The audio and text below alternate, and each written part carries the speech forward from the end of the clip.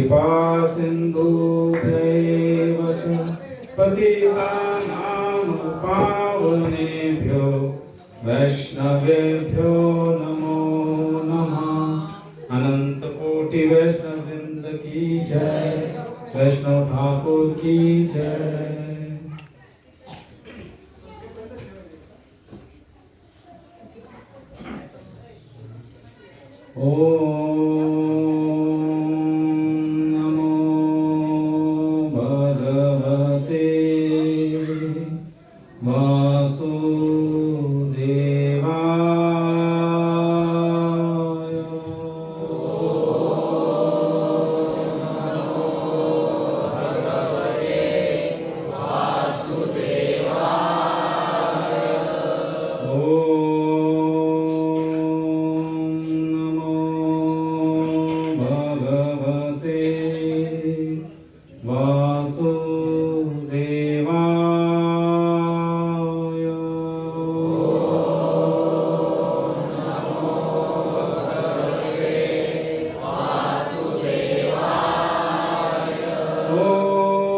नमो भगवते वासुदेवाय।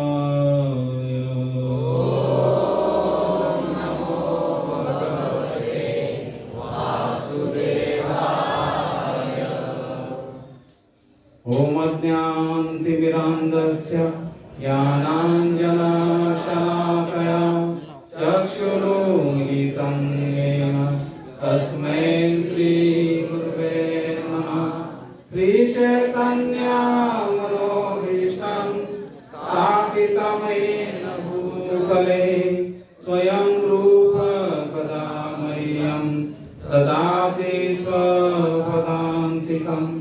वन्देऽहं श्रीगुरो श्रीयुतापदकमलं श्रीगुरुं वैष्णवांश्च श्रीरूपां साग्रजातं सहगणा रघुनाथान्वितां तां सजीवं साद्वैतं सावधूतं परिजनसहितं कृष्ण चैतन्य देवं श्री राधा कृष्ण प्रदां सहगना ललिता श्री विशाखान्वितांश।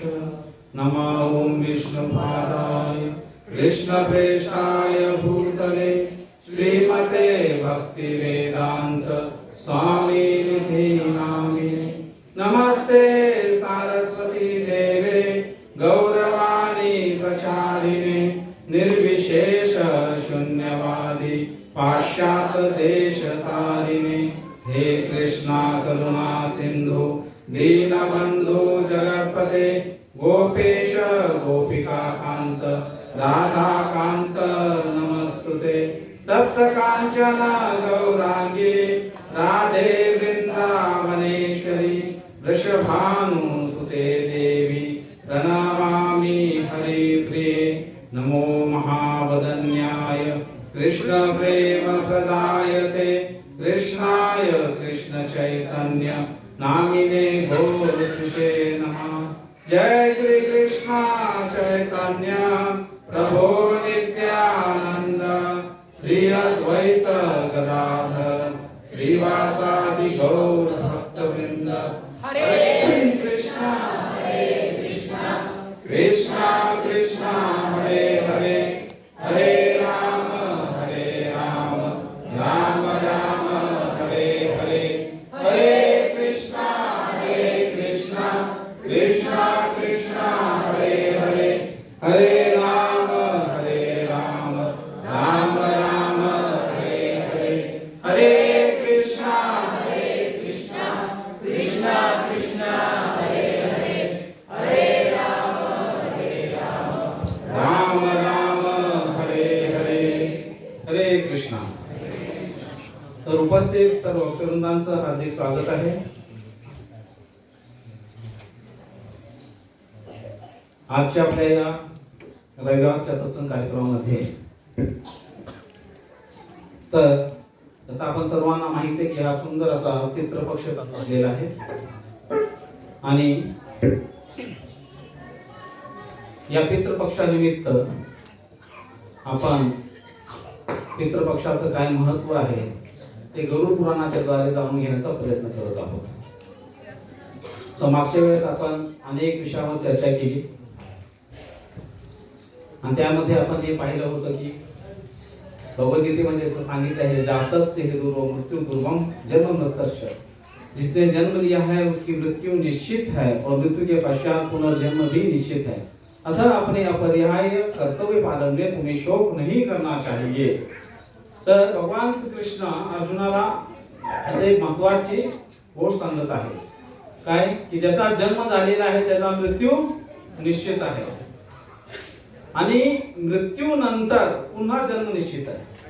तर इथं भगवान श्रीकृष्ण जन्म मृत्यूचा फेरा, जन्म मृत्यूच्या चक्राचं वर्णन करत आहे.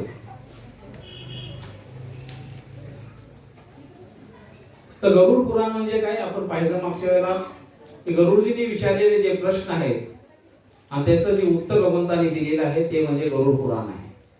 गरुड पुराणाच्या बाबतीत अनेक संभ्रम आहेत, अनेक चुकीच्या धारणा आहेत लोकांमध्ये, त्याही कशा खोट्या आहेत तेही आपण पाहिलं. कारण जे वेदव्यास जी आहेत त्यांनी हे 18 पुराण लिहिली, तर पुराण सुद्धा 3 गुणामध्ये आहे. त्या जगामधील प्रत्येक गोष्ट 3 गुणामध्ये युक्त आहे, सत्वगुण, रजोगुण आणि तमोगुण. त्याचप्रमाणे आपली भक्ती किंवा आपले ग्रंथ सुद्धा त्या 3 गुणामध्ये येतात.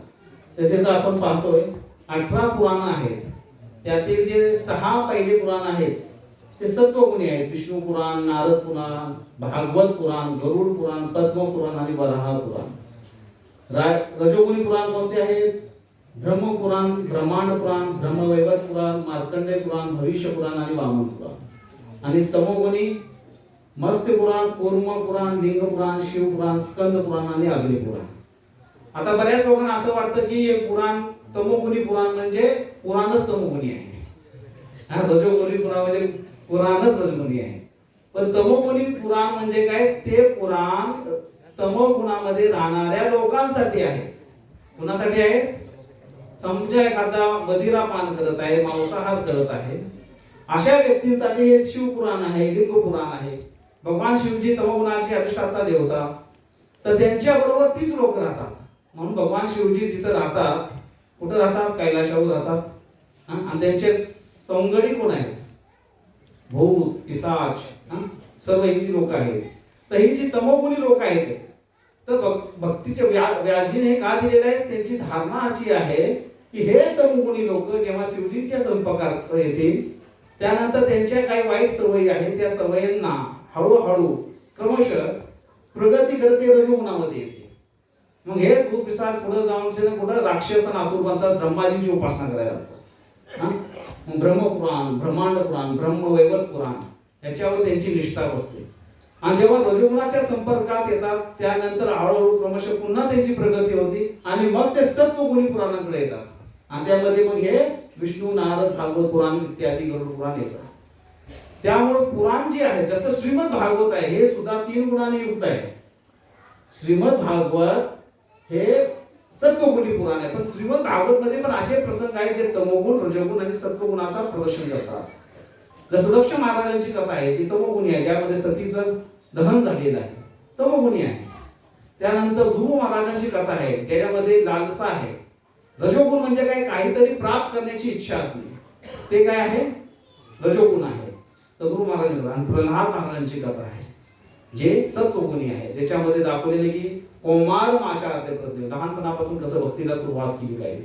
आणि गोपींची कथा आहे जे 3 गुणा अतीत आहे, 3 गुणांच्या पलीकडे आहे, विशुद्ध सत्वामध्ये. तर गरुड पुराण कुठं आपण पाहत आहे? सत्वगुणामध्ये स्थित आहे. आणि म्हणून हे सर्व काळ सर्वदा शुभ आहे. या गरुड पुराणामध्ये आपण मागच्या वेळेला आपण पाहिलं होतं काय की 19,000 श्लोक आहे, त्यामध्ये 2 भाग आहेत, पूर्वखंड, उत्तरखंड, आचारखंड, प्रेतखंड. आणि त्यामध्ये प्रेतखंडावरती आपण चर्चा करायला सुरुवात केली होती.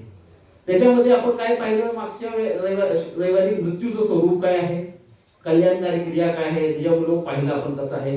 प्रेत योनी पण आपण पाहिली. अच्छा सांगा, प्रेत म्हणजे कोण? किती जण होते हे सांगा पहिले, म्हणजे मला प्रश्न विचारला. मागच्या क्लासला किती जण होते? हात वर करा, उंच हात आला पाहिजे असा. हरी बोल. तर तुमच्याकडून अपेक्षित आहे उत्तर. तर प्रेत म्हणजे कोण माहित आहे? सनातनी आपण. उद्या जर विचारलं कोणी तर सांगता आलं पाहिजे. हे तर आपण उगाच घेत नाही. ही वारसा आहे. हा पुढे येणाऱ्या 10 लोकांना तुम्ही सांगितलं पाहिजे, तेव्हा आपली संस्कृती वाचणार आहे. आपल्याला पुरतं मर्यादित नाही राहायचं, सर्वांना द्यायचे. तेव्हा अभ्यासानंच हे प्रवचन म्हणून ऐकू नका, तर अभ्यासपूर्वक याचं ध्यानपूर्वक श्रवण करा. प्रेत म्हणजे कोण? ज्याला जोरात बोलायला आले नाही, चुकलं आत्मा नसलेला नाही, शरीर नसलेला आत्मा. आत्मा सर्वच आहे, अमर आहे.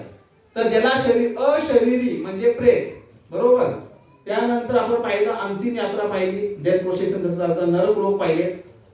पुन्हा एकदा तुम्हाला दाखवून वाटलं तर इच्छा असेल तर पाप कर्म म्हणजे आता त्याच्यावर आपल्याला एक चर्चा करणार आहे. श्राद्ध कर्म थोडक्यात पाहिलं पिंडदान आपण. पितृकर्मावर पण आज आपण चर्चा करू. आणि मी 5-6 ठिकाणी प्रवचन घेतलं, वेगवेगळ्या ठिकाणी. नरक लोकांचं वर्णन ऐकल्यानंतर सगळ्यांच्या डोक्यात एकच प्रश्न की मुक्ती, नरकातून वाचण्याचा मार्ग काय आहे का? तर आज खरं तर ओढून ताणून हा प्रवचनाला वस्तू येतोय. मी श्रीमान कडून प्रवचन देणार होते प्रवचन.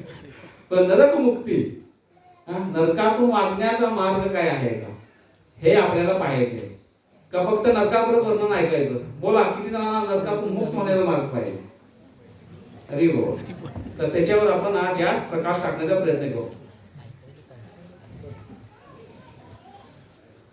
तर गरुड पुराण प्रेत कल्प सार्वत साहित्य याच्यामध्ये 35 अध्याय आहेत आणि त्यामध्ये 16 अध्यायावर आज आपण थोडीफार चर्चा करण्याचा प्रयत्न करणार आहोत. 16 संस्कारामधील शेवटचा संस्कार आहे अंतिम संस्कार, ज्याला आपण अंत्येष्टी म्हणतो, अंतिम यज्ञ म्हणतो. आणि हा यज्ञ असल्या कारणाने आपलं हे कर्तव्य बनतं की आपण ते योग्यरित्या पार केलं पाहिजे. कारण की आजकाल गावाकडे जास्त करून, इथं माहित नाही मला, पण आम्ही पाहतो की या अंतिम यज्ञामध्ये वापरले जाणारे पदार्थ म्हणजे काय आहे? पेट्रोल, डिझेल, रॉकेल, प्रथम टायर पण म्हणतात, प्लास्टिक इत्यादी वस्तूंचा वापर होतो. का विचारला असता प्रश्न? ते म्हणतात की लवकर पेटवायचं आहे. मग आम्ही म्हणतो तुम्ही पेटवलं, संस्कार नाही केला.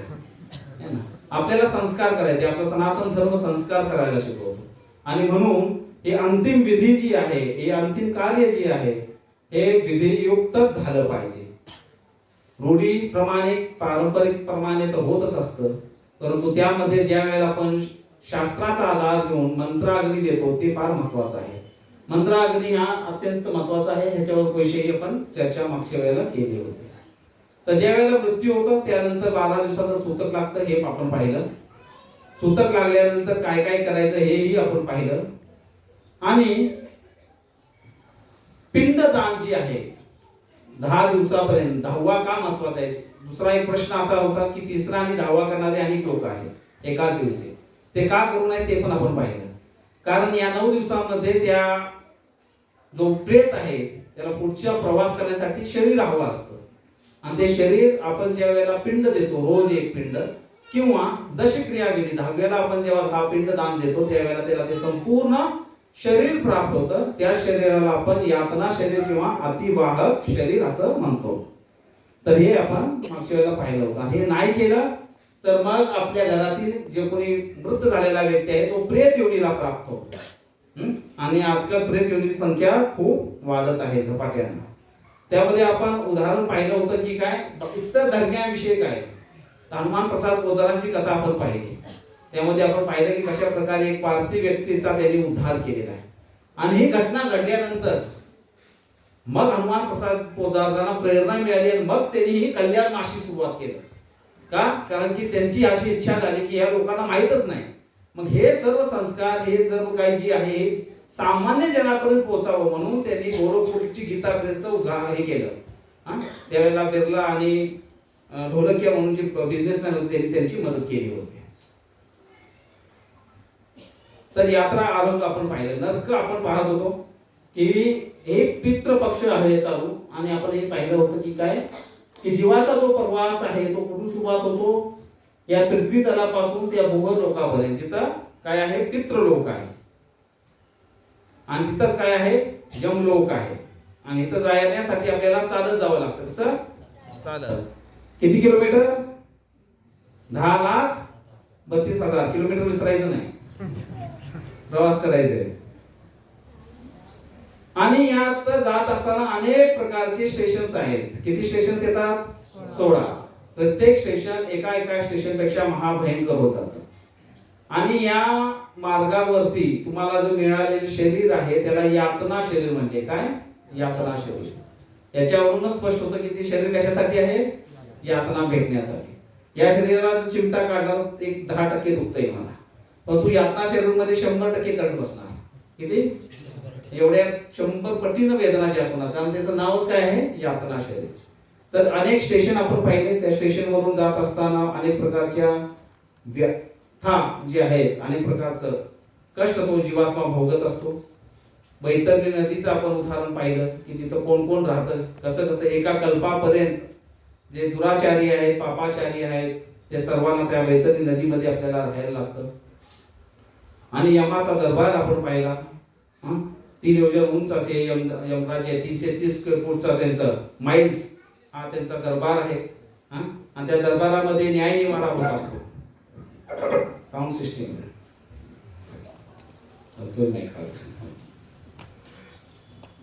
आणि मग ज्या वेळेला नरक पाहिले, हे सर्व पापाचार विचारला, तेव्हा गुरुजींनी काही प्रश्न विचारले.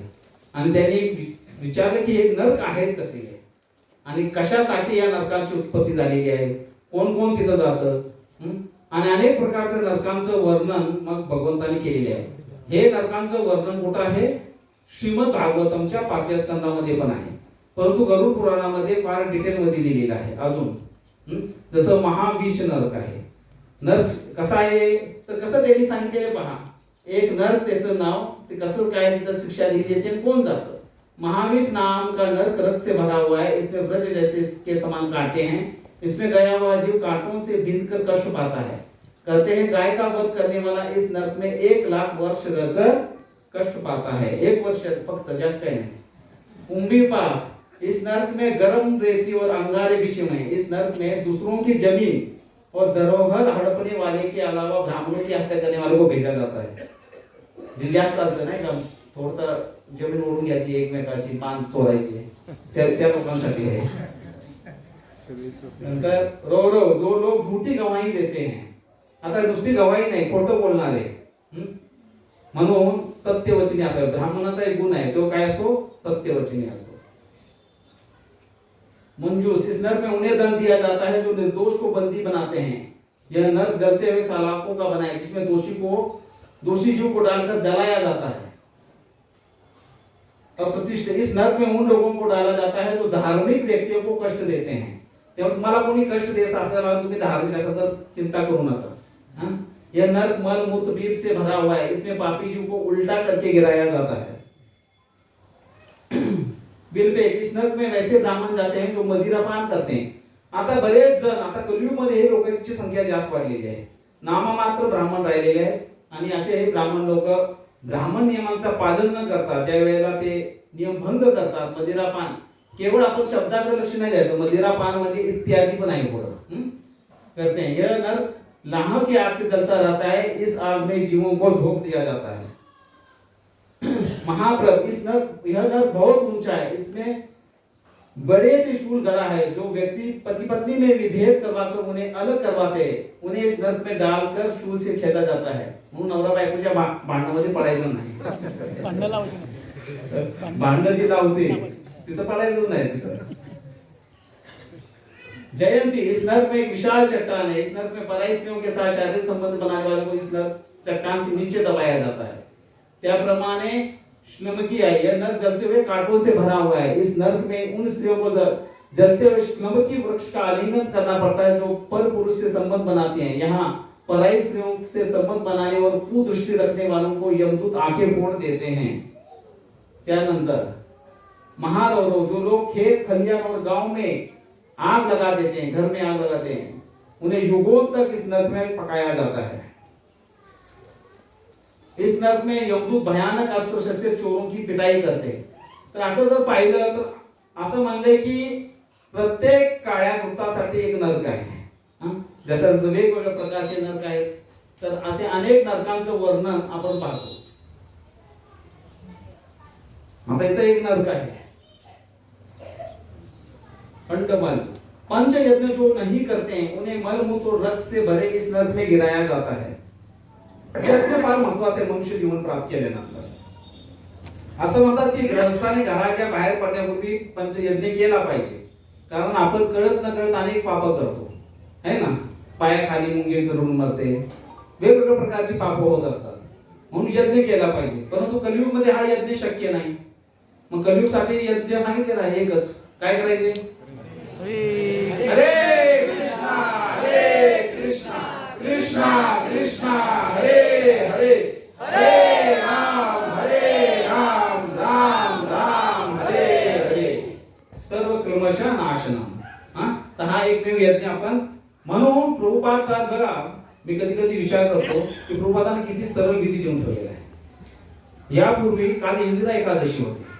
इंदिरा एकादशीचं महात्म्य सांगताना अशी कथा येते की तो राजा एकादशीचं व्रतच करत नव्हता. सर्व धार्मिक विधान करायचा, एकादशी करायचं नाही, म्हणून त्याचे वडील जे होते ते यमलोकामध्ये अडकून पडले होते. आणि जेव्हा नारदाने विचारले की तुमचा उद्धाराचा मार्ग काय, तर त्यांनी सांगितलं की या पितृपक्षामध्ये येणाऱ्या, कृष्ण पक्षामध्ये येणारी जी एकादशी आहे त्या व्रताचं, इंदिरा एकादशी, त्याचं पालन केले की ते मुक्त होते. आणि अनेक अशा कथा आहेत पुराणामध्ये जिथं एकादशी व्रताचं पालन बहुतांशी बरेच लोक करत नव्हते, परंतु श्री प्रभुपाद आले आणि त्यांनी एकादशीला एवढं महत्व दिलं. तुकाराम महाराज सुद्धा बघा त्यांच्या अभंगामध्ये किती वेळा सांगून गेलेले. याचा अर्थ काय, पूर्वी काळामध्ये सर्व व्रतांचं पालन व्हायचं, पण बरेचसे लोक एकादशी व्रताचं पालन करत नव्हते. परंतु जेव्हा प्रभुपाद आले त्यांनी एवढी सुंदर सिस्टीम दिली की जे टॉप मोस्ट आहेत असे निवडक पदार्थ आपल्याला ताटामध्ये सर्व केले आहे. फार सुंदर रित्या मॉर्निंग प्रोग्राम दिलेला आहे, जो युग धर्म आहे तो आपल्याला दिलेला आहे, गोलोकेर प्रेम धन दिलेला आहे, त्यानंतर संध्या प्रोग्राम दिलेला आहे, वैष्णव आचार संहिता दिलेली आहे. जर प्रभुपादांच्या शिकवणी आपण आपल्या जीवनामध्ये तंतोतंत उतरल्या तर त्या शिकवणी आपल्याला वैकुंठापर्यंत घेऊन जाणार 100%. एवढे सुंदर आहे, इतर कुठं थांबण्यास मार्गच नाही, डायरेक्ट वैकुंठ प्राप्ती होऊ शकते. तीळपाक. तर अशा प्रकारचे अनेक नरकांचं वर्णन गरुड पुराणामध्ये आपण पाहतो.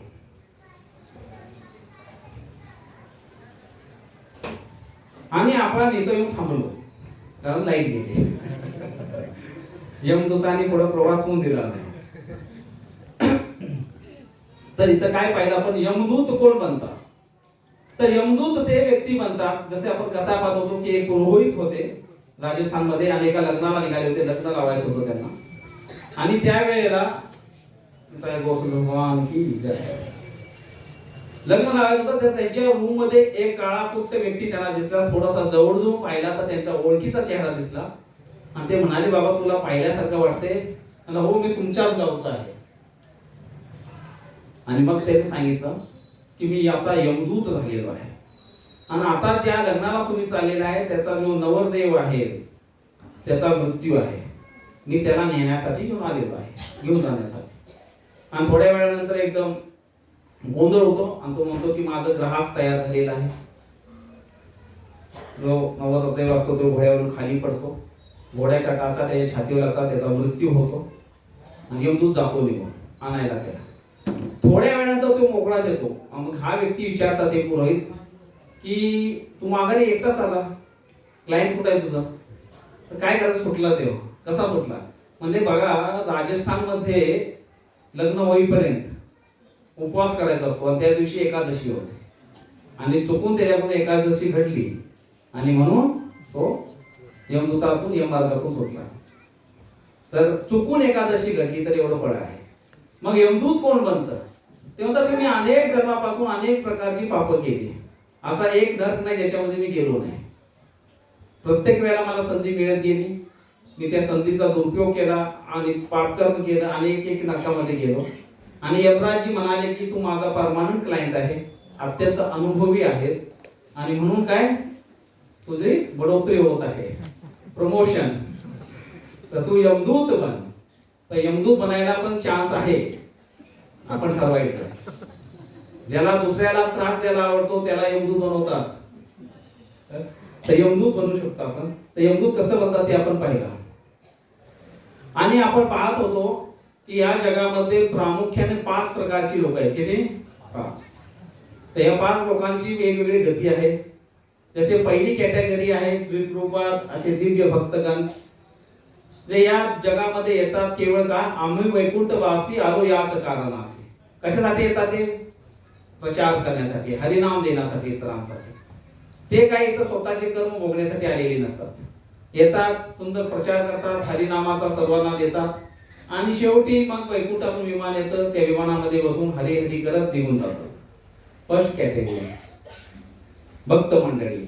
सेकंड कॅटेगरी आहे पुण्यवान लोक. या लोकांनी कधी कुणाचं वाईट केलं नाही जीवनामध्ये आल्यानंतर, कधी कुणाला अपशब्द बोलले नाही, कुणाचं मन दुखवलेलं नाही, सदैव सत्कर्म केलं आणि याचं फळ म्हणून त्यांना कुठं प्राप्ती होती? स्वर्ग लोकांमध्ये जातात.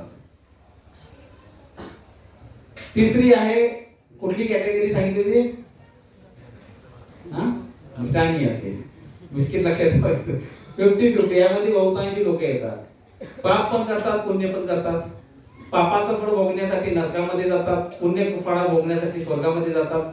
दोन्ही संपल्यानंतर पुन्हा येतात. कुठे येतात? पुढे बघूया. याच्यामध्ये आहे या लोकांनी केवळ पाप कर्म केलेले आहे. त्यांची जागा बुक आहे, फिक्स आहे नरकामध्ये. लघु पातक, महापातक, अतिपातक असे अनेक प्रकारचे या लोकांनी पाप केलेली असतात. आणि आहे वेटिंग एरियामध्ये लोक. ना पाप पुरेसा आहे म्हणून नरकात जाऊ शकत, ना पुण्य पुरेसा आहे म्हणून ना स्वर्गात जाऊ शकत, भक्ती केली नाही म्हणून वैकुंठात पण जाऊ शकत नाही. मधल्यामध्ये लटकले ते कुठं राहिले? वेटिंग एरियामध्ये, प्रतीक्षा आलंय. आणि तेच आहे पितृलोक. आणि म्हणून या पितृलोकामध्ये आपली एक पिढी नव्हे तर 3-3 पिढ्या राहतात. म्हणून आपण जे तर्पण करणार आहे किंवा या महालय करतो आपण, हे तर्पण श्राद्ध करतो ते 3 पिढ्यांचं करतो. वसुरूप, रुद्ररूप आणि आदित्य रूप. म्हणून ही जी वेटिंग एरिया आहे याचा कालावधी फार मोठा आहे आणि याच्यामध्ये बहुतांशी सर्वजण जातात. भगवद्गीतेचं पण आपण उदाहरण पाहतो की उद्द गच्छन्ति सत्वता मध्ये तिष्ठन्ति राजसा जगन्य गुणपुस्तित अधो गच्छन्ति तामसा. हे जर सत्वगुण, रजोगुणी, तमोगुणी व्यक्ती कुठं कुठे जातात हे भगवान सांगतात. तर आता विषय आपण घेणार आहोत सर्वांचा चिंतेचा आणि चिंतनाचा, तो आहे नरक मुक्ती. प्रश्न असा आहे की या जगामध्ये आपण जन्माला आल्यापासून एक ही पाप न केलेला व्यक्तीने हात वर करावा. एक ही पाप नाही केलेला सर, प्रामाणिकपणे हात वर करा.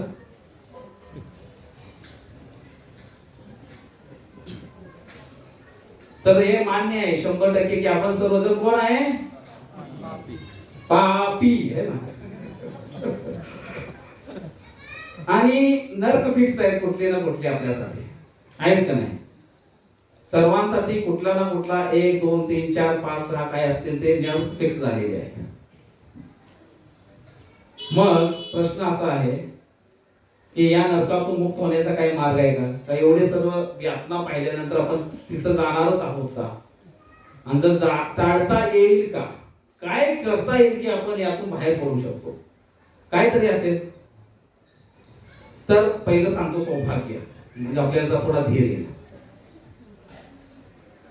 हे जे कलियुग आहे, ज्या कलियुगामध्ये आपण जन्माला आलेले आहोत, हे आहे गोल्डन एरा. काय म्हणतात? स्वर्णिम काळ आहे. का बरं?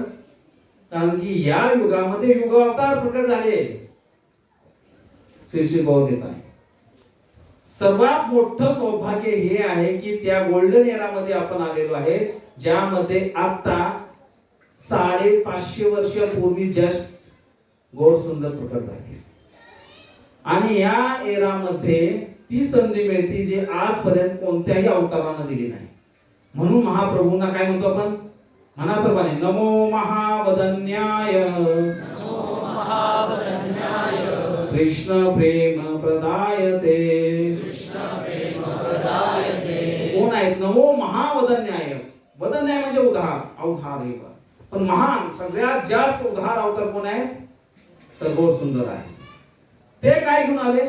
अनअर्पित चरित्र. जे आतापर्यंत कुणीही अर्पित केलं नाही, कुणीही दिलं नाही, ती गोष्ट ते घेऊन आले. ते काय आहे? गोलोकेरा प्रेमधन हरिनाम संकीर्तन. आणि म्हणून हे आपलं सौभाग्य आहे की त्यामध्ये आपण आहे. ठीक आहे, ह्याच्यापेक्षा आणखी पुढे जाऊन काय पाहिजे सौभाग्य? केवळ महाप्रभू आले म्हणून नाही, तर महाप्रभूंच्या नंतर त्यांचे सेनापती भक्त पण आले. श्री प्रभुपाद की जय. आपलं सौभाग्य काय?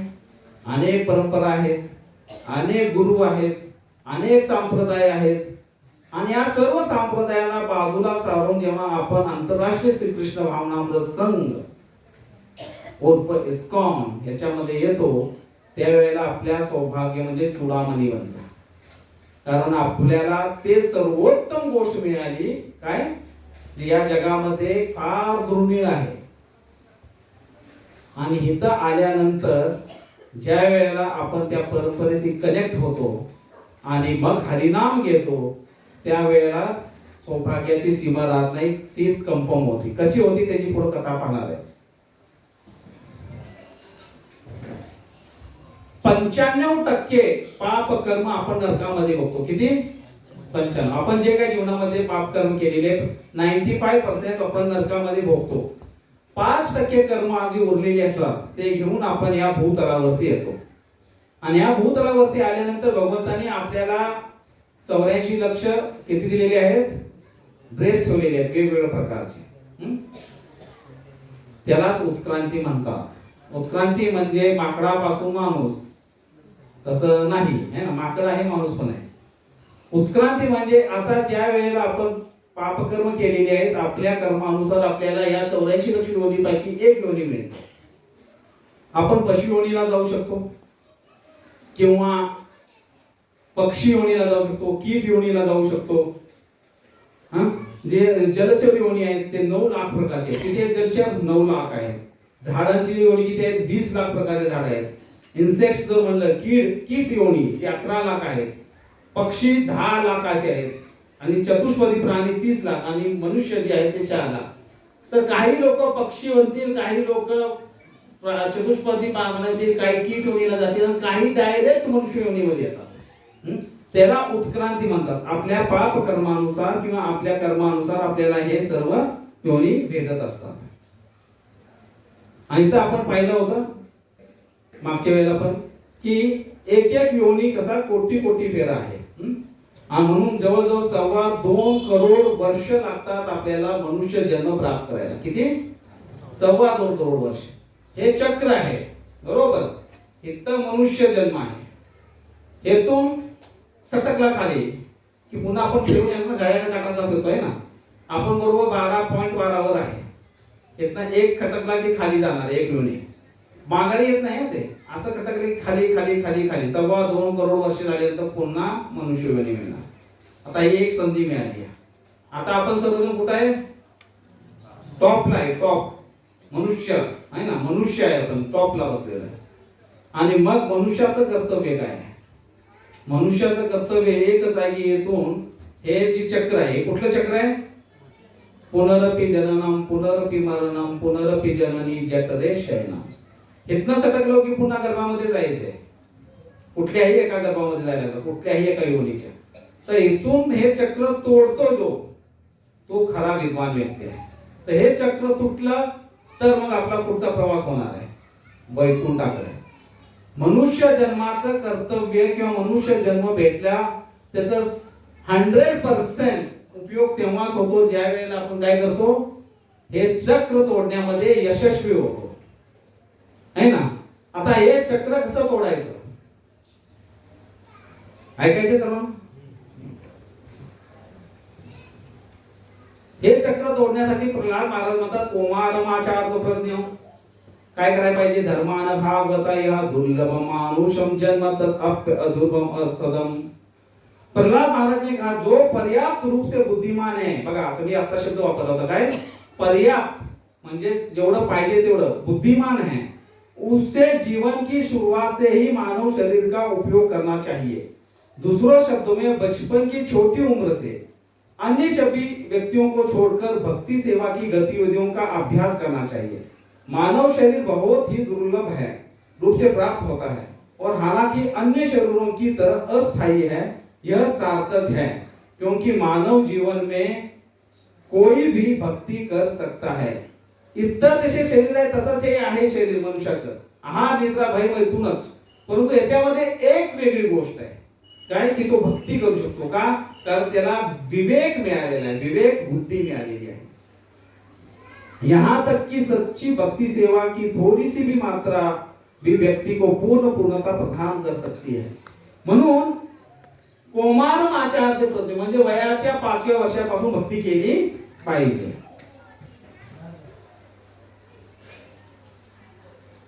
आता आपण चर्चा करत होतो या युगाचा युग धर्माबद्दल. या युगाचा युग धर्म काय आहे? सर्व जागे आहेत सांगा, युग धर्म काय आहे?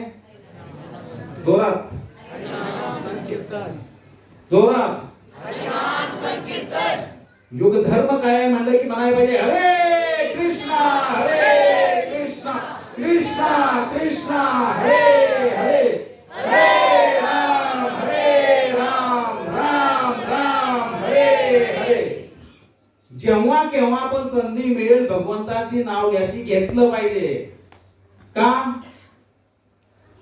कारण धर्मवेद पुराण सांगतं जो व्यक्ती त्याच्या एका जन्मामध्ये 100 करोड नाम जप करतो त्याला घेण्यासाठी वैकुंठातून विमान येतं. किती नाम घ्यायचे? 100 करोड फक्त. ऑनली यायला वापरायचं ऑनली, किती मोठा क्लास ऑनली म्हणायचं. 100 करोड माळा नाही, नाहीतर आता टाकी फक्त नाम जप. नाम म्हणजे काय? पुन्हा आपण आपल्या आचार्यांकडे घेऊया. वारंवार प्रभुपादांची आठवण होईल तुम्हाला की प्रभुपादांनी काय दिले आपल्याला. श्री प्रभुपादांची कृपा पहा किंवा आपण ज्या गौडीय मठामध्ये आहे त्याची रचना पहा की किती सुंदररित्या त्यांनी आपल्याला बॅक टू गॉड हेड जाऊ देवाच्या गावात जाण्यासाठी मार्ग प्रशस्त आणि खुला केलेला आहे. कसं? श्री प्रभुपाद म्हणतात की तुम्ही 16 माळा जप करा. किती माळा? आपला जो मंत्र आहे किती अक्षरी आहे? 16 अक्षरी मंत्र आहे. म्हणजे एक मंत्र आपण म्हणले की किती नाम जप झाला? किती? हरे कृष्णा कृष्णा कृष्णा हरे हरे, हरे राम राम राम हरे हरे. ज्यांनी म्हणले त्यांच्या अकाउंटला जमा झाले. आता आपण बिझनेसची गोष्ट करणार आहे, व्यापार.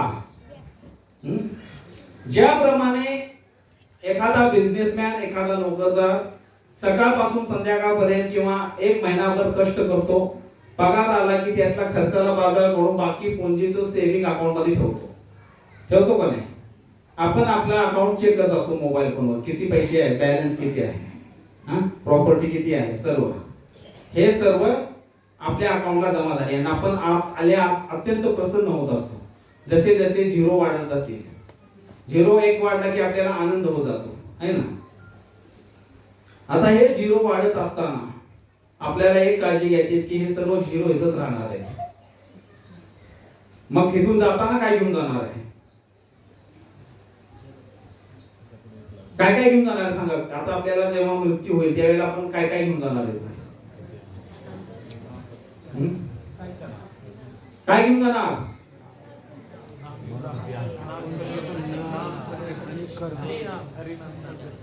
ठीक आहे, काही लोकांच्या लक्षात आलं. हरे कृष्णा कृष्णा कृष्णा हरे हरे, हरे राम राम राम हरे हरे. पायो जी मैंने राम रतन धन पायो. तर राम रतन धन आहे ते घेऊन जाणार आहे आपण. तर आता आपल्याला 100 करोड प्राप्त करायचे. किती? 100 करोड. एवढं जमा झालं की आपल्याला तिकीट कन्फर्म, नाहीतर वेटिंग लिस्ट मध्ये राहणार. तिकीट कन्फर्म करायला आपला आहे 100 करोड. आपण रोज 16 अक्षरी मंत्र आहे, आपण रोज 1 माळ केली की 16 माळा जर केली आपण तर 1728 किती जप करतो आपण? 1 माळ पूर्ण झाली की 1 माळ आपण पूर्ण केली की किती झालं? 16 अक्षराचा मंत्र 1 माळाला आपल्याला मिळाले किती? 1728 नाम जप. जर 16 माळा केल्या तर तर दिवसाला आपल्याला होतो 27,648 नाम जप होतो. किती? 27,000, 16 माळा करणारा. परंतु गौडीय वैष्णव बघा, आता गौडियांची खासियत सांगतो. गौडीय सिद्धांत असा आहे की 16 माळा नाही सांगितल्या. किती सांगितल्या? 64 राऊंड सांगितले. 64 माळा केल्या तर एका दिवसाला 1,00,000 नाम जप होतो. 1,10,592. आणि आमचे महाप्रभू म्हणतात मी लखपतींच्या घरी प्रसाद घेतो. म्हणजे कोणाच्या घरी? 64 माळा. नुसते बोलून ते आणून चालणार नाही घरी. मग ते प्रसन्न कधी होतील? आपले कोण येत आहे, पण जेव्हा येत आहे एखादा भक्त करेल तेव्हा आनंदाने प्रसाद घेते. तर लखपतीचे हरिदास ठाकूर किती नाम जप करायचे? 192. 3,00,000 नाम जप करायचे. आपण कथा ऐकतो आहे ना. आता 64 माळा का सांगितल्या? पहा, ज्या वेळेला आपण 64 माळा दिवसाला करतो त्या वेळेला एका वर्षामध्ये 365 दिवस आहेत. आपण 4,03,66,080 नाम जप करतो. किती? 4 करोड. आणि ज्या वेळेला आपण असा जप 25 वर्ष करतो, किती? त्या वेळेला अगदी सहजरित्या 100 करोड नाम जप होतो. आणि म्हणून गौडीय सिद्धांत आहे की 64 माळा जप करायचा. किती? म्हणजे बरोबर 25 वर्षामध्ये आपलं टार्गेट पूर्ण. याला म्हणतात 1 नौका नाम जप. तुलसीदासींनी 9 नौका नाम जप केलं होतं. म्हणजे 9 वेळा 100 करोड नाम जप. म्हणजे तुलसीदासींनी केलं होतं म्हणजे होऊ शकतं. आचार्य आहेत ते. आपल्याला 100 लागते. आता प्रश्न असा आहे 16 माळा करणाऱ्यांचा. 100. 16 म्हणजे 16 दुनी 32, 32 दुनी 64, 25 into 4 म्हणजे 100 इयर्स. आपण 100 वर्ष जगलो. तो जन्मला की पहिल्या दिवसापासून 16 माळा जप करा. 16 माळा जन्मल्यापासून जो व्यक्ती जप करेल त्याचा 100 करोड नाम जप होईल. आता पंचायत प्रश्न पडला. आता आनंद झाला होता की 100 करोड फक्त करायचंय. तर हा नाम जप घ्यायचा कसा?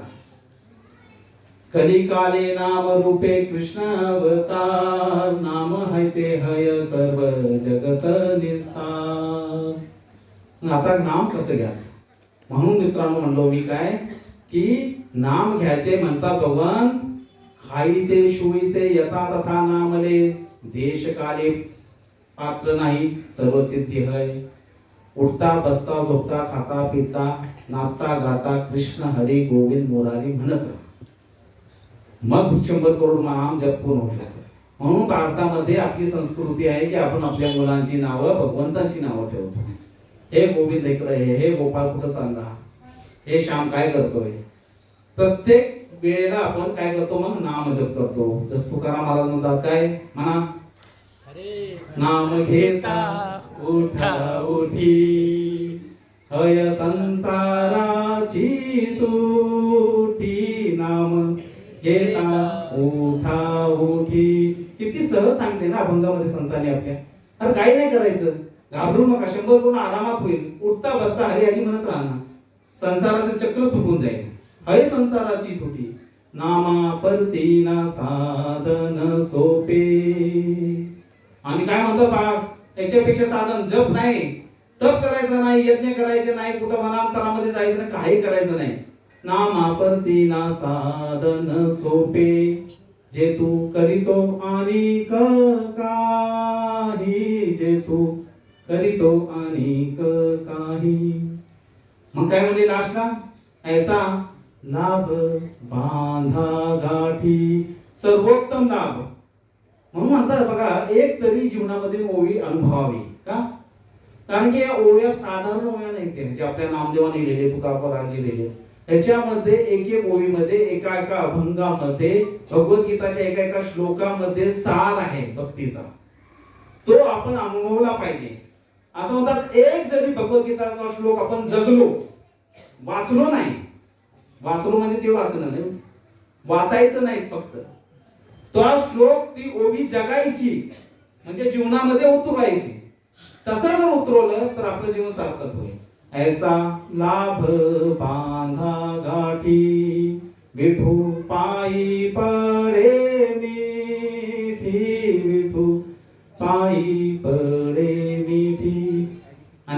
जाताना तुकाराम महाराज सर्वांना सावध करून जातात.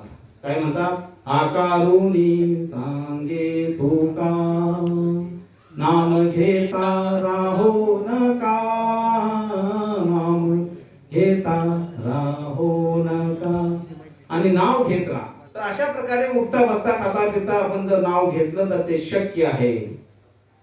आणि एक सुंदर गोष्ट सांगतो, एक सत्य घटना वृंदावन मध्ये. ओम प्रकाश नावाचे एक भक्त होते. सत्संग मध्ये यायचे, भगवंताविषयी श्रवण करायचे. 17-18 वर्षाचा हा मुलगा, आणि त्याने भगवंताविषयी खूप ऐकलं आणि त्याने ठरवलं की मला भगवंताला भेटायचे. कुठे भेटणार भगवान? वृंदावन मध्ये आहेत. त्याने घरी काही सांगितलं नाही, थेट वृंदावन मध्ये आला. वृंदावन मध्ये आल्यानंतर विचारू लागला की कुणी पाहिले का ठाकूरजींना? मला गोविंदला भेटायचे, गोपालाला भेटायचे. हा भेटा इथं बाकी बिहारींचं मंदिर आहे, तिथं जा. बाकी बिहारीकडे जायचं? नाही नाही नाही. राधा रमणजीकडे जावा. राधा रमणजी? नाही नाही नाही. राधा दामोदर? अरे हे सर्व विग्रह आहेत. मला ज्यांना भेटायचे, मला असं वाटतं की भगवंतांनी माझ्याकडे पाहावं, मी भगवंताकडे पाहावं, भगवंताकडे माझ्याकडे हास्य करावं, भगवंतांनी मला आलिंगन द्यावं, आमच्या लोकांमध्ये वार्तालाप व्हावा. कारण प्रवचनामध्ये मी ऐकलंय की भगवंत आणि भक्तांमध्ये फार गहरा संबंध आहे, प्रेमाचा संबंध आहे. आम्हाला असे भगवंत पाहिजे. दिवस रात्र हा मुलगा शोधत होता आणि एका ठग जे होता त्याला समजलं की हा व्यक्ती जो आहे, मुलगा आहे, तो श्रीमंत आहे. कारण याच्या हातामध्ये सोन्याचे अंगठे आहेत, गळ्यामध्ये सोन्याची माळ आहे. तर म्हणजे याला आपण ठगूया. ते म्हणजे बाळा तुला भगवंताला भेटायचे? म्हणला हो. तुम्ही भेटू शकता? म्हणलं हो. मग तुम्ही माझे गुरु झाला. कारण गुरु तो आहे जो गोविंदाची भेट करून देईल. हे पण प्रवचनामध्ये ऐकले की गुरु एकमेव अशी दुवा आहे जे भगवंतापर्यंत घेऊन जाऊ शकते. आपण आपल्या बाळावर भगवत प्राप्ती करू शकत नाही. जोपर्यंत आपल्या जीवनामध्ये आचार्य नाहीत, गुरु नाही, गुरु परंपरा नाही, तोपर्यंत आपण भगवंताला प्राप्त करू शकत नाही. ह्याच्यावर ठाम विश्वास शास्त्र वचनावर. आणि मग हा ठग म्हणला की मी तुला भेट करून देतो. आणि केशी घाटवरती आला.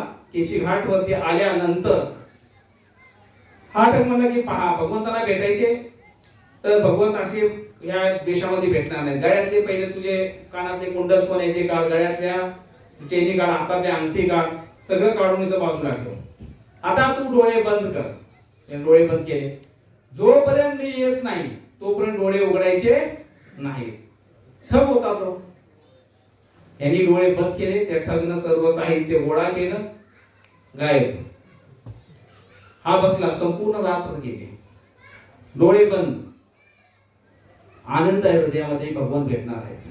पहिला दिवस, दुसरा दिवस, तिसरा दिवस, दिवसामागे दिवस गेले. आठवडा झाला, 7, 8, 10 दिवस होऊन गेले.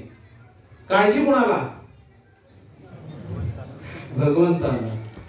पांडुरंगाला काळजी लागली. राधा रमणजी त्यावेळेला आपल्या पुजाऱ्याच्या स्वप्नामध्ये जातात आणि त्यांना स्वप्न आदेश करतात की केश घाट वरती एक मुलगा आहे 16, 17, 18 वर्षाचा. तो वाट पाहतोय की मी येणार आहे म्हणून. त्याला सांग भगवंत असे भेटत नाहीत, आणि ज्यानं तुला सांगितले तो एक ठग आहे, तो तुला लुटून कधीच पसार झालेला आहे.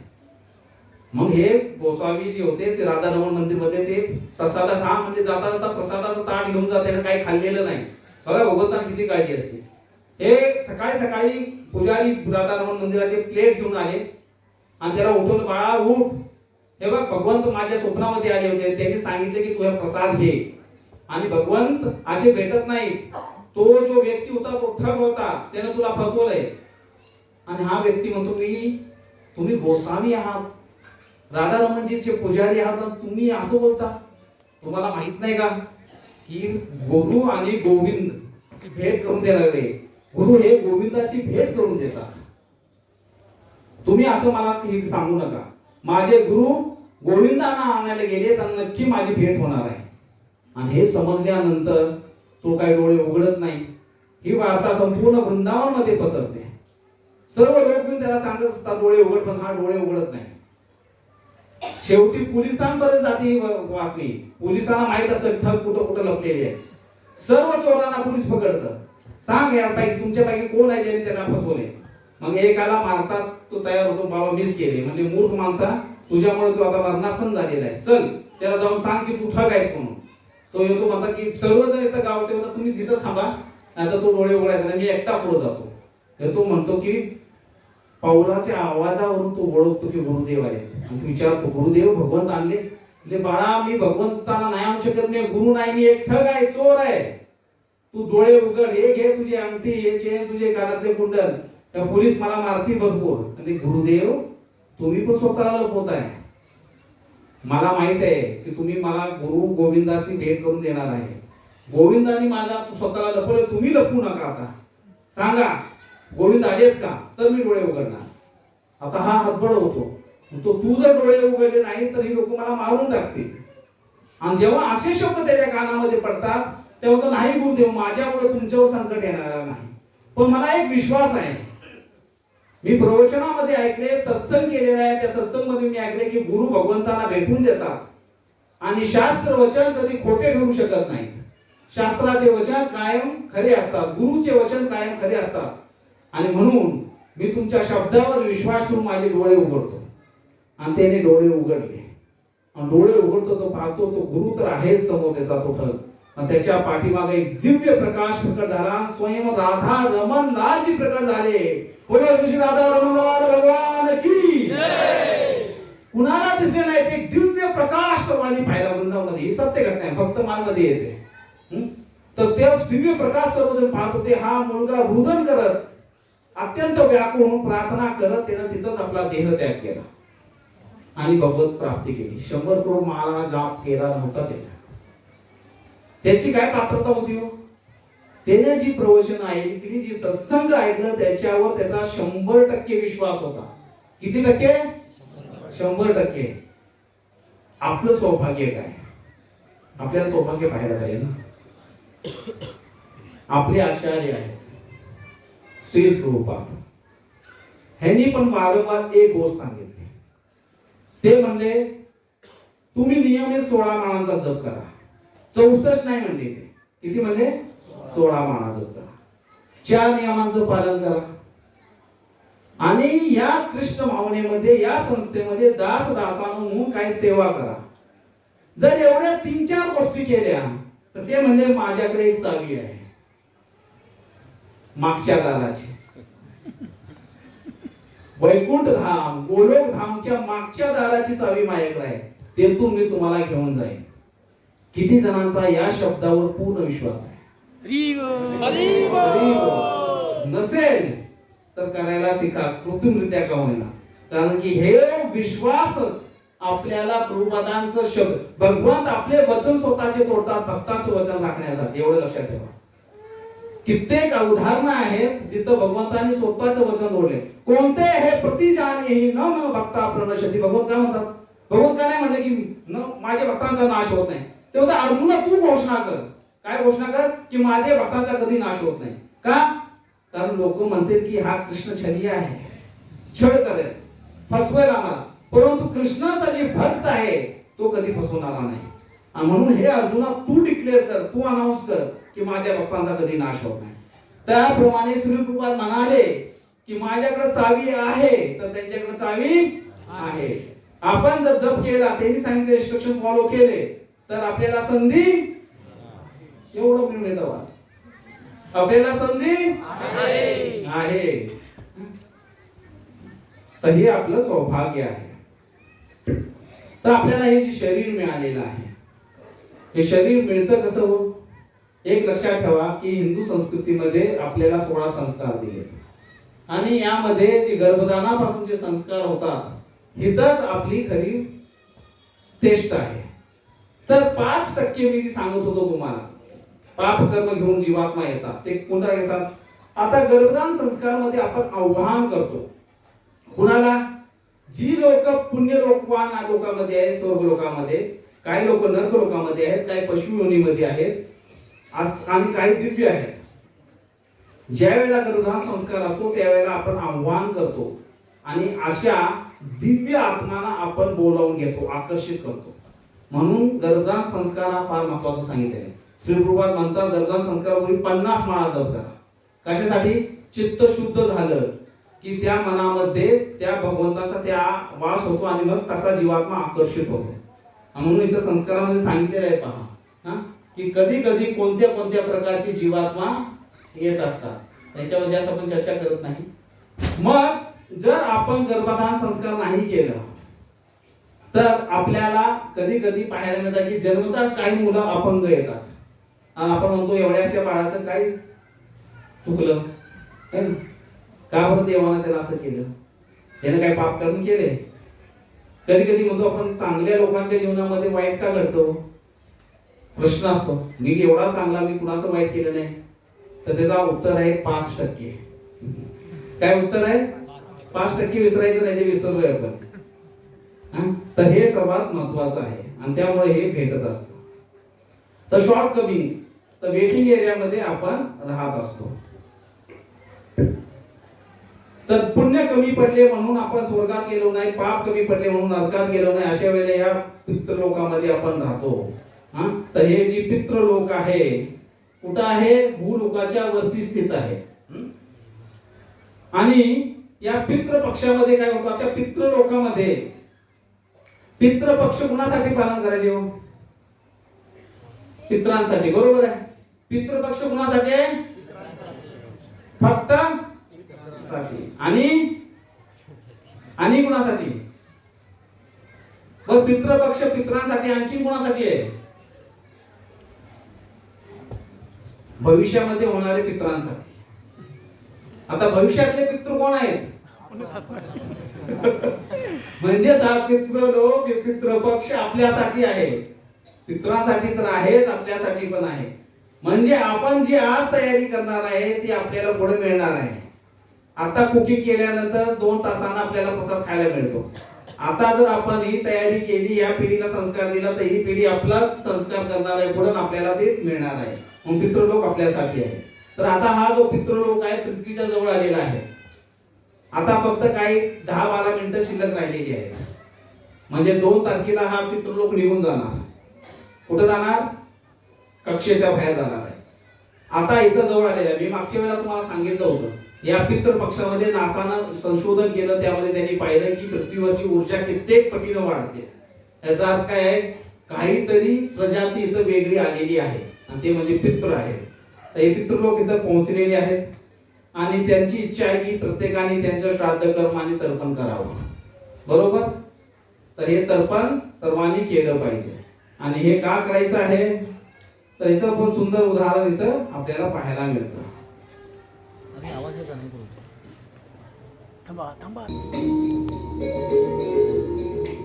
तुमने अपना दोष स्वीकार किया है। मैं इसकी सराहना करता हूं, परंतु मैं अपने ब्रह्मास्त्र को रोक नहीं सकता। वो व्यर्थ नहीं जा सकता। मैंने जो अपराध किया है उसका दंड तो मुझे अवश्य मिलना चाहिए प्रभु। मेरी दाहिने नेत्र की दृष्टि सर्वप्रथम आप दोनों पर पड़ी थी, जिसके कारण मेरे मन में मूर्खतापूर्ण को विचार जागृत हुआ। हे प्रभु, आप कृपा कर अपने ब्रह्मास्त्र को मेरे इसी नेत्र पर केंद्रित कर मुझे दंडित करें, परंतु मेरे प्राण मत करिए।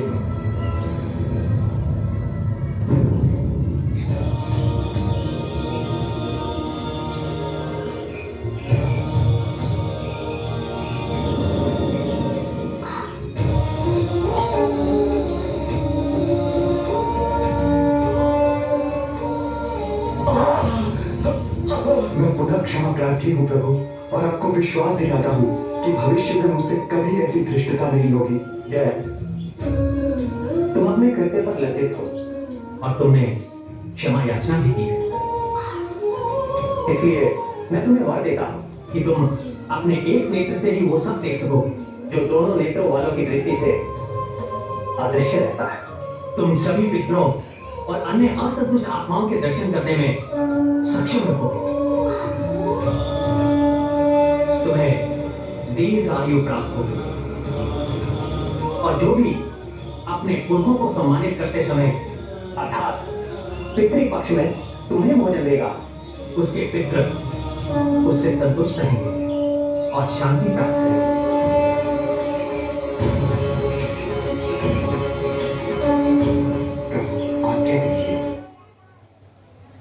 तर इथं आपण पाहतो की प्रभू रामचंद्रांनी या कावळ्याला वरदान दिलेलं आहे की हे सामान्य जन जी दोन डोळ्याने पाहू शकत नाही, कावळा एका डोळ्याने पाहतो. काय पाहतो?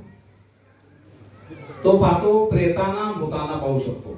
या पिंडामध्ये ते प्रेत असतं, दहाव्याला जे आपण पिंड ठेवतो. आणि का असतं ते? कारण त्याच्या काही इच्छा अतृप्त असतात आणि कावळ्याला ते दिसत असतात. कावळा पाहतो की त्या प्रेत त्या पिंडामध्ये आहे, तोपर्यंत तो त्याला शिवत नाही. आणि ज्या वेळेला त्या प्रेताची इच्छा पूर्ण होते, म्हणजे त्यांचा मुलगा किंवा कोणी पत्नी समोरून हात जोडून म्हणते की आम्ही तुमची इच्छा पूर्ण करू, त्यावेळेला ते प्रेत त्या पिंडातून बाहेर येतं. कावळा पाहतो की प्रेत पिंडातून बाहेर आलेला आहे आणि मग कावळा येतो आणि त्या पिंडाला शिवतो. त्याला म्हणतात कावळा शिवला, म्हणजे त्या प्रेताचं इच्छा पूर्ती झालेली आहे. तर कावळ्याने पिंड शिवणे हे एक शास्त्रोक्त आहे, सायंटिफिक आहे, हे आपण विसरता कामा नाही. आणि म्हणून पिंडदान, तर्पण या जो 16 दिवस आहेत त्याच्यामध्ये आपण सर्वांनी केले पाहिजे. तर आपण मागच्या वेळेलाही पाहिलं, हे आपण पाहणार नाही कोण करतो. ज्याच्या हृदयामध्ये श्रद्धा आहे, श्रद्धा या एकदम श्राद्धम, त्याने हे केलं पाहिजे. आता हे कर्मकांड करणं आवश्यक आहे का, असा प्रश्न आहे पहिला. तर का केलं पाहिजे? तर यक्षाने विचारलेल्या 100 प्रश्नापैकी आणखीन एक प्रश्न होता की का आपण केलं पाहिजे. कारण आपण ऋणी आहे. किती ऋण आहेत आपल्यावरती? देव ऋण आहे, ऋषी ऋण आहे, भूत ऋण आहे, पितृ ऋण आहे. तर हे सर्व ऋणातून आपण मुक्त होण्यासाठी आपण हे कर्मकांड करणं आवश्यक आहे. तर हे कर्मकांड जे आहे ते आपण केलं पाहिजे. कसं केलं पाहिजे? तर देवतांना, ऋषींना आणि पित्रांना या 15 दिवसामध्ये आपण कमीत कमी तर्पण केलं पाहिजे. काय केलं पाहिजे? तर्पण केलं पाहिजे. आता हे विधी आपण येत्या 2 ऑक्टोबर रोजी घेणार आहोत. कुठं? संगम माऊली येते. संगम माऊली हे एक मोठं तीर्थस्थान मानलं गेलेलं आहे, जिथं 2 नद्यांचा संगम असतो. ते त्याचं कारण आहे. परंतु आपल्यासाठी काय विशेष आहे ते? कारण की स्वतः भगवान गौर सुंदर तिथं येऊन गेलेले आहेत आणि म्हणून ते दक्षिण काशी पण म्हणतात. मागच्या वर्षी आपण तिथं हे कार्य केलेलं होतं. तर्पण करताना पहिल्यांदा आपल्याला संकल्प करायचा असतो. संकल्प म्हणजे काय? कशासाठी आपण करतोय? कोणतंही कार्य आध्यात्मिक त्याच्यामध्ये संकल्प नसेल तर ते परिपूर्ण मानलं गेलेलं नाही. संकल्प असणं आवश्यक आहे. त्यानंतर आवश्यक आहे ऍड्रेस, पत्ता. आपण सर्वजण कुणाची संतान आहे? पप्पांची. कुणाची संतान आहे? भगवंत खूप लांब आहे, खाली या थोडं. माता पिता खूप जवळ आहेत. ऋषींची संतान आहे. कुणाची? सप्त ऋषी आहेत आणि तेच असतात आपले गोत्र. तर आपल्याला प्रत्येकाला आपलं गोत्र माहित पाहिजे. किती जणांना गोत्र माहित आहे आपलं? खूप कमी जणांना आहे. हे प्रूफ आहे की आपण सनातन धर्मापासून विलग होत चाललोय. वैकुंठ प्राप्ती काय करणार आहे? पहिले धर्माचं आचरण तर केलं पाहिजे. तर आपण ऋषींची संतान आहे, आपण केलं पाहिजे. हे कथा सांगते गोकर्ण आणि धुंदुकारीची. धुंदुकारी हा महाभयंकर पापी व्यक्ती, गोकर्ण त्याचा भाऊ, त्यांनी त्याच्यासाठी श्राद्ध कर्म केलं, प्रेत योनीला प्राप्त होता. थोडक्यात कथा सांगतोय, फार मोठी आहे भागवत मध्ये. तर हा धुंदुकारी येतो, म्हणतो की भावा माझा उद्धार होणार नाही. म्हणजे अरे गयामध्ये जाऊन तुझं मी श्राद्ध कर्म केलं. किती? कुठं जाऊन? गयामध्ये. म्हणजे 100 वेळा जरी केलं तर होणार नाही उद्धार. का होणार नाही? कारण पत्ता चुकीचा होता. हा धुंदुकारी जी होता गोकर्णाचा भाऊच नव्हता, त्यामुळे त्याचं गोत्रच माहित नाही. वर्णसंकर होता. त्याचा पिता कोण आहे ते माहितच नव्हता. पिताच माहित नाही तर गोत्र कसं माहित होता? ऍड्रेस चुकीचा होता. आणि म्हणून असावं म्हणून पहा, अर्जुन युद्धाच्या पूर्वी भगवान श्रीकृष्णासमोर प्रश्न उपस्थित करतो. लुप्त पिंडोदक क्रिया. जर युद्ध झालं तर वर्णसंकर होईल, वैभिचार वाढेल आणि यातून अशी मुलं जन्माला येतील आणि ती मुलं मग आपलं गोत्र किंवा आपलं पिंडदान, श्राद्ध कर्म करू शकणार नाही. श्राद्ध कर्म, पिंडदान करणे, धार्मिक विधी हे सर्व करण्याचा अधिकार कुणाला आहे? सनातन धर्मामध्ये देण्यात आलेला आहे, ज्याचा यज्ञोपवीत संस्कार झालेला आहे. 11 वर्षापर्यंत यज्ञोपवीत संस्कार होणं आवश्यक आहे. प्रत्येक सनातनीच्या हे ते शेंडी असली पाहिजे, शिखा असली पाहिजे का नाही? तर सनातनी आहे.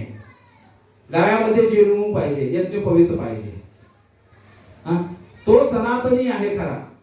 आपल्यामध्ये ते समजो. जेव्हा मुघल आले त्यांनी पहिल्यांदा काय केलं? धर्म नष्ट करण्यासाठी शिखा कापल्या, आपल्या जेणू कापून टाकले. बांगलादेशमध्ये आज काय चाललेलं आहे ते चाललेलं आहे. हिंदूचा धर्म नष्ट करा, आपण स्वतःहूनच मुंडन करून टाकले आपल्या शिखाचं, नाही का? तर ह्या व्यक्तीचा जेव्हा ऍड्रेसच माहित नाही त्यावेळेला प्रश्न पडला आणि म्हणून त्याचा उद्धार होऊ शकत नव्हता.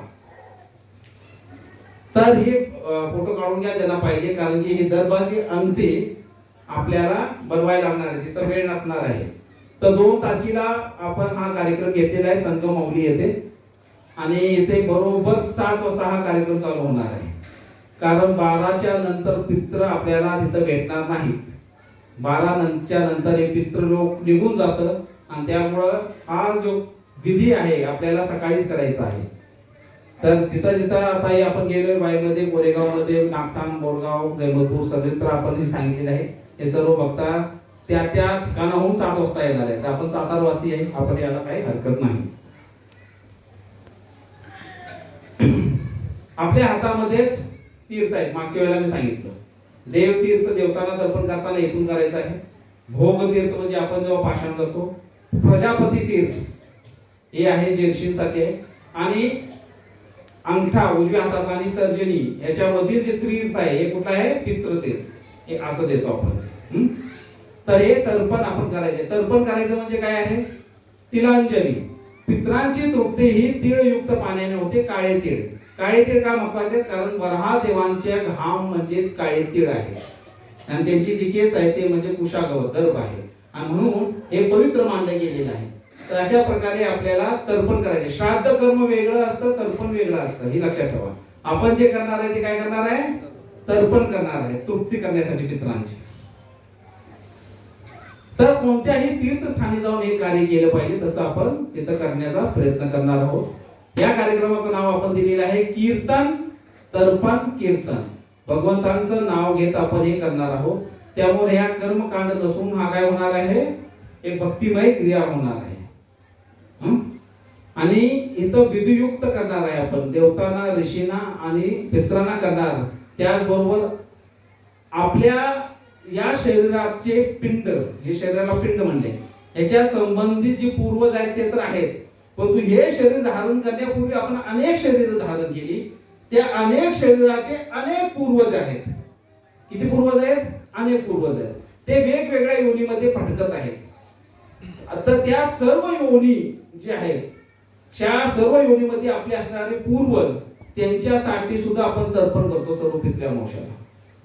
म्हणजे एका कीट पासून ते संपूर्ण सृष्टीमध्ये नरका योनीमध्ये जे जीवात्मा कष्ट भोगत आहेत त्या सर्वांसाठी हे तर्पण कार्य आपण करणार आहोत. आणि शेवटी पितामह भीष्मांसाठी पण, कारण की त्यांना तर्पण केल्याशिवाय ही विधी पूर्ण होत नाही.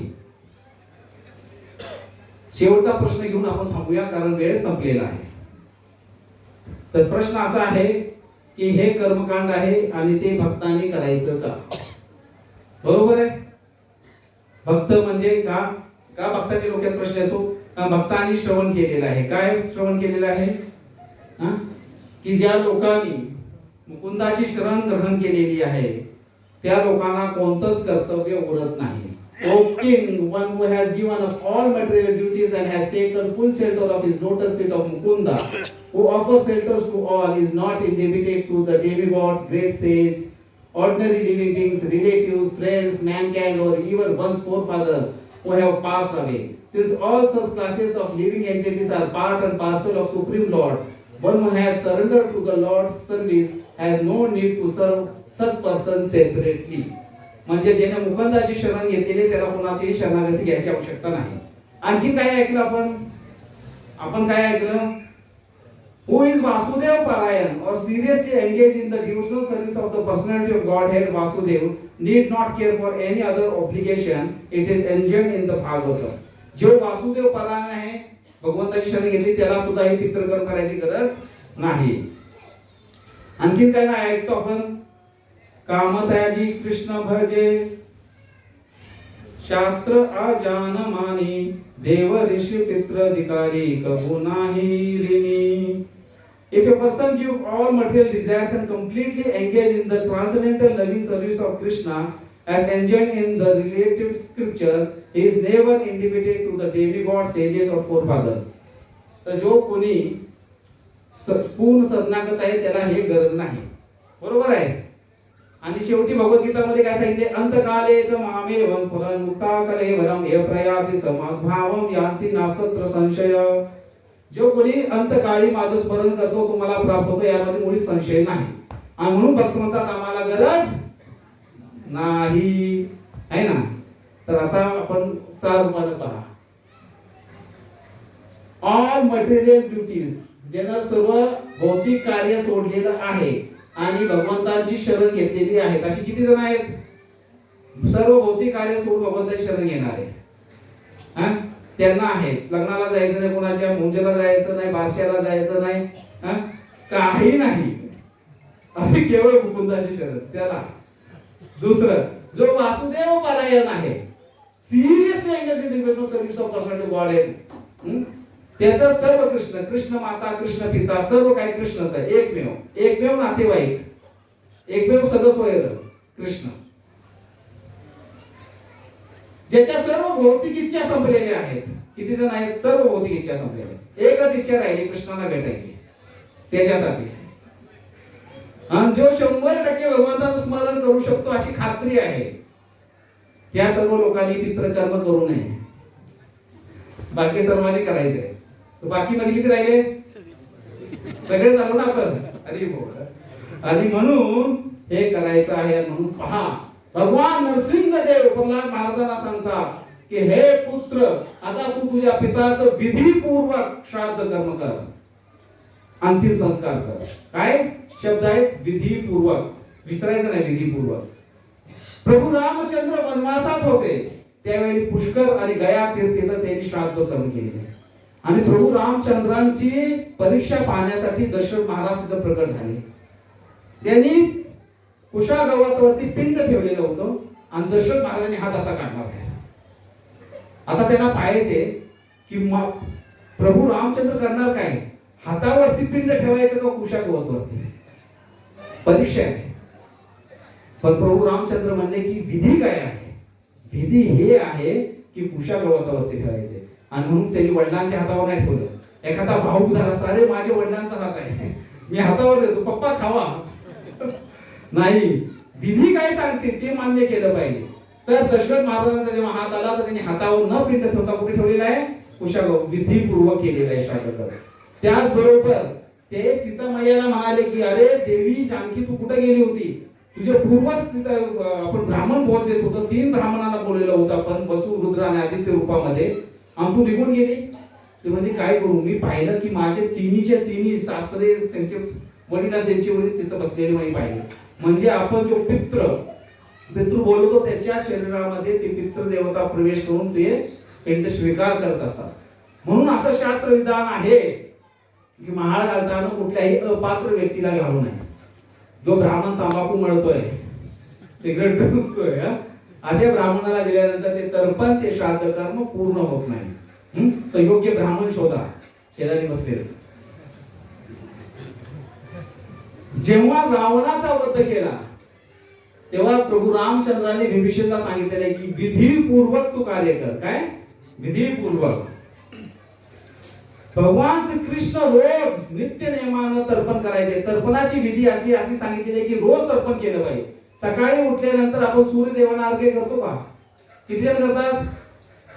ठीक आहे, आनंद आहे की 25% लोक करतात. सूर्यदेव हे प्रत्यक्ष भगवान आहेत, सूर्यनारायण. तर त्यांना अर्घ्य केलं पाहिजे. त्याच वेळेला आपण तर्पण पण केलं पाहिजे, लगेच पाणी. परंतु ते होत नसेल तर प्रत्येक अमावस्याला करावं सांगितलंय.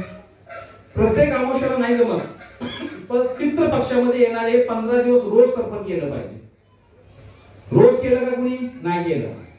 एक दिवस तर केलं असेल महाळाला. नाही केलं तर आता शेवटी एक चान्स आहे, सर्व पितृ अमावस्या त्या दिवशी तर्पण केलं पाहिजे. भगवान वासुदेव स्वतः आपल्या कृतीतून दाखवून देतात. भगवान श्रीकृष्णाने सर्व पांडवांना बोलवलं युद्ध संपल्यानंतर आणि सांगितलं की ह्या सर्व सेनेचं तुम्ही काय करा? तर्पण करा, त्यांना पिंडदान करा, श्राद्ध कर्म करा. चैतन्य महाप्रभू स्वतः गयामध्ये जाऊन आपल्या वडिलांचे श्राद्ध कर्म करतात. हरिदास ठाकूरांचे अंतिम संस्कार विधीपूर्वक स्वतः चैतन्य महाप्रभूंनी केलेले आहे. अद्वैत आचार्य स्वतः हे पितृकर्म करताना हरिदास ठाकूरांना बोलवतात घरी. कोणती महाराणी शेवटपर्यंत सांगितलं नाही तिनं की तुमचा हा भाव आहे करणं, परंतु मृत्यू झाल्यानंतर सांगते का? कारण आता त्याचं पिंड कर्म, त्याचं तर्पण करण्याची वेळ आलेली आहे. आता त्याचा मृत्यू नंतरही लाभ व्हावा म्हणून त्यावेळेला कुंतीनं सांगितलं की कर्ण तुमचा बंधू आहे, त्याचंही तुम्ही श्राद्ध कर्म करा. नारद मुनी युधिष्ठिर महाराजांना सांगत आहेत की तुमचे पिता पांडू महाराज कुठे आहेत? पितृलोकात अडकून पडलेत. त्यांची मुक्तीसाठी तुम्ही राजसूय यज्ञ करून तर्पण कार्य करा. जर पांडू महाराज पितृलोकामध्ये अडकून पडले, आपली काय गती आहे? विचार करण्यासारखी गोष्ट आहे. म्हणून हे पितृकर्म करणं आवश्यक आहे. आमचे गुरु महाराज जे संन्यासी आहेत, प्रभूजी संन्यासी आहेत, त्यामुळे ते सुद्धा करतात. त्यांनी सुद्धा आपल्या पिताचं केलेलं आहे. कुठं? मायापूर गंगामध्ये जाऊन. असं सांगितलेलं आहे जो व्यक्तीनं संन्यास घेतलेला आहे आणि हा संन्यासी दंडधारी संन्यासी आहे. हा जर गया तीर्थ मध्ये गेला आणि त्याने आपल्या दंडाचा स्पर्श विष्णुपतीला तिथे केलं तर त्याचं मातृकुल, पितृकुल आणि परंपराचा उद्धार होतो. परंपरामध्ये त्याचे सर्व शिष्यगण. आणि जो दंडधारी संन्यासी नाही, दोन प्रकारचे संन्यासी आहेत, त्रिदंडी, दंडधारी आणि विदाऊट दंडा. त्यानं आपल्या उजव्या हाताचा स्पर्श जर विष्णुपतला केलं तिथं जाऊन गया तीर्थ मध्ये, तर त्याचं मातृकुल, पितृकुल आणि सर्व परंपराचा उद्धार होतो. म्हणून तर्पण करताना असा प्रश्न येतो की अरे आमचे पूर्वज जर गोलोकला गेले असेल, करायचं का नाही? आणखीन आवर्जून करा का? कारण की सर्व पितरांचे पितृ कोण आहेत? भगवान कृष्ण. त्यामुळे आपण जी तर्पण करतो, जर मुक्त आत्मा असेल तर ते तर्पण त्यांना कुठं मिळतं? भगवंताच्या चरणावर मिळतं. म्हणून ते फार आवश्यक आहे. तर माऊली इथे आम्ही असं केलेलं होतं. तर येत्या 2 ऑक्टोबरला आपण एक कार्यक्रम घेणार आहे. 200-300 लोक तिथं भक्तजन जमले होते आणि सुंदर असं कीर्तन करत आपण मागच्या वर्षी गेलो होतो. आणि काही भक्तांनी प्रतिक्रिया दिली होती. इस्कॉन आयोजकांना लाख लाख दंडवत प्रणाम केला होता. तिथे संगमावलीच्या सर्व पितरांशीला आपण हे कार्य, तर्पण कार्य पूर्ण केलं होतं. तर अशा प्रकारे आपण ह्या 2 ऑक्टोबर रोजी हे तर्पण कार्य करणार आहोत. तर गरुड पुराण यासाठीच आवश्यक आहे की ते आपल्याला मृत्यूविषयी जागृत करतं. मृत्यू काय आहे, त्याचं स्वरूप काय आहे, आणि मृत्यूची संपूर्ण तयारी आपल्याकडून करून घेतोय. म्हणून गरुड पुराण आपण आयुष्यात येऊन वाचलं पाहिजे, समजून घेतलं पाहिजे. ते सात्विक पुराण आहे. मृत्यू घरामध्ये झाल्यानंतर 10 दिवस वाचायचं जे विधान आहे ते सत्य आहे, पण त्याच्या व्यक्तीत वाचू नये असं नाही. आपल्याला ते ज्ञान, ते नॉलेज असणं आवश्यक आहे. कारण की एक लक्षात ठेवा, आपण जर प्रामाणिक असो आणि मृत्यू समयी आपली अवस्था अशी असते की आपण भगवंताचं स्मरण करू शकत नाही. परंतु वराह पुराणामध्ये एक सुंदर गोष्ट सांगितली आहे. अहम स्मरामि मदभक्ता नयामि परमां गती. भगवान म्हणतात जो प्रामाणिक व्यक्ती आहे, भले त्याचा जप 100 करोड नाही झालेला, परंतु प्रामाणिक आहे, नियमितपणे मंदिरमध्ये आलेला आहे, सत्संग केलेला आहे, हरिनाम घेतली, भरपूर सेवा केलेली आहे. मृत्यू समय अशी अवस्था त्याची झाली की तो कोमामध्ये गेलेला आहे, किंवा अशी अवस्था आहे की तू बोलू शकत नाही, अशी अवस्था आहे की त्याचे सर्व अवस्था वाईट झालेली आहे की तो स्मरणच करू शकत नाही. तर भगवान म्हणतात अहम स्मरामि मद्भक्ता नयाम प्रमाम गती, की अशा भक्ताचं मी स्मरण करतो. कोण स्मरण करतं? मी स्मरण करतो. परंतु भगवंतांना आपलं स्मरण व्हावं कमीत कमी त्या योग्यतेच आपण झालं पाहिजे. तर मिनिमम क्वालिफिकेशन, कमीत कमी आपण एवढं तरी केलं पाहिजे की भगवान श्रीकृष्णाने आपलं स्मरण करावं. म्हणून जे कर्म असतात ना त्या करण्यामध्ये आपण फार सावध असलं पाहिजे. थोडक्यासाठी 5 मिनिटं घेतो. संचित कर्म, प्रारब्ध आणि क्रियामान मनुष्य काय. संचित म्हणजे आपण अनेक जन्मापासून कमवलेलं धन आहे. प्रारब्ध म्हणजे आपण या जन्मासाठी घेऊन आलेलं आहे. आणि क्रियामान म्हणजे आपण जे पाप कर्म आता करत आहे. तर भगवत धामाला जायचं असेल तर आपल्याला पुण्य पण नको आहे आणि पाप पण नको आहे. आपल्याला काय करायचे, अकर्म, कृष्ण भावना भावित कर्म करायचं असतं. तर हे जर केलं तर आपण भगवत प्राप्ती करू शकतो. त्यावेळेला आपल्याला त्या भगवंतांच्या शरणांची प्राप्ती होऊ शकते. म्हणून सर्वांना विनंती आहे की इथं मंदिर आहे सुंदर आपलं, इथं येऊन आपण या संधीचा लाभ घेतला पाहिजे. जे काही सेवा मिळेल ती आपण केली पाहिजे. वासुदेव पारायण होण्याचा प्रयत्न केला पाहिजे आणि नित्य नेमानं आपल्याला यज्ञ केला पाहिजे. हरे कृष्णा कृष्णा कृष्णा हरे हरे, हरे राम राम राम हरे हरे. तर कलियुगातून नरकातून मुक्त होण्याचा, केवळ नरकातून नाही तर ह्या भौतिक जगातून मुक्त होण्याचा सर्वोत्तम मार्ग आहे हरिनाम संकीर्तन यज्ञ. तर 6 रूपाने हेच आहे. म्हणून 2 ऑक्टोबरला आपण कीर्तन तर्पण कीर्तन करणार आहे. काय करणार आहे, कीर्तन करायचे, तर्पण करायचं. कीर्तन 2 गोष्टी जाता जाता सांगतो. एक आहे पितरांना संतुष्ट करणं, एक आहे पितरांना संतुष्ट करणं आणि दुसरं आहे पितरांचा उद्धार करणं. श्रेष्ठ काय आहे, काय आहे श्रेष्ठ, उद्धार. संतुष्ट झाले तर काय मिळेल, पितृ संतुष्ट झाले तर काय मिळणार, पितृदोषातून मुक्त होणार आपण, दुःख कष्ट हरणार आपले. परंतु पितरांचा उद्धार झाला तर काय होणार, आपले दुःख तर हरणारच, पितरांचे पण दुःख हरणार. मग आपण दोन्हीकडचा विचार केला पाहिजे. पितरांचा उद्धार करण्याचा मार्ग एकमेवच आहे कीर्तन तर्पण कीर्तन. नुसतं तर्पण नाही करायचं. श्री प्रभुपाद की जय. कुणाचा काय प्रश्न आहे का, 1-2-3 प्रश्न घेऊ शकतो आपण. हा बघ गोत्र म्हणतात नाही, पण ज्यांना माहिती नसतं गोष्ट, हा कश्यप मुनी सांगतात सगळ्यांना. ते कसं काय करणार, त्या पुस्तकात दिलेलं असं काय काय की आडनावावरून गोत्र समजलं. प्रत्येक व्यक्तीला आपलं गोत्र माहित असणं आवश्यक आहे, बरोबर. तर तुम्ही तुमच्या आडनावाप्रमाणे गोत्राचा शोध घेऊ शकता. तुमच्या घरातील वृद्ध व्यक्ती आहे त्यांना तुम्ही विचारा, आजोबा वगैरे असतील भावकीचे, अगदीच ब्राह्मणांना विचारा, ते सांगतील. अगदीच नाहीच मी असं समजलं तर एक गोत्र आहे जी सर्वसामान्यांना लागू पडतं, ते आहे कश्यप गोत्र. तर आपण कश्यप गोत्र म्हणून उल्लेख करू शकतो जर माहित नसेल तर. अन्यथा आपल्या आपल्या गोत्राचं तुम्ही नाव घ्यायचं आहे. आता गोत्राचं आपण श्राद्ध कर्म पितृ तर्पण करताना 2 पिढ्यांचं करतो बरं का, दोन बाजूंचं करतो. पितामह आणि मातामह, वडिलांकडील 3 पिढ्या आणि आईकडील. आईचं गोत्र वेगळं असतं आणि आपलं गोत्र वेगळं असतं. तर ते तुम्ही माहित करून घ्या. ते गोत्र तुम्ही नाव ज्यांना तर्पण करायचे त्यांची नावं पूर्ण, कारण की तिथं आपण संकल्प केल्यानंतर आपण कुणाला करणार आहे त्याचं नाव घेणार आहे. कश्यप गोत्र, हा कश्यप गोत्राचं अस्माक मी, माझं नाव मी घेणार पूर्ण, कुणासाठी करतोय त्याचं नाव घेणार. तर हे सर्व आपल्याला माहित असणं आवश्यक आहे. बोला. लोकांनी काय काय आणायचंय आपण हे जे तर्पण करून घेणार आहे त्याच्यामध्ये काय लागणार आहे त्याची सर्व तयारी प्रोव्हिजन केलेली आहे.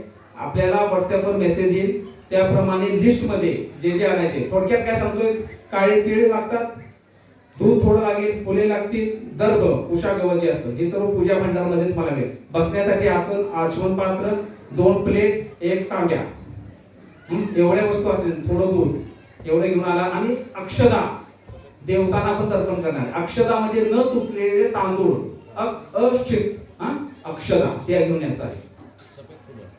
सफेद फुलं, पांढरी फुलं. बोला बोला.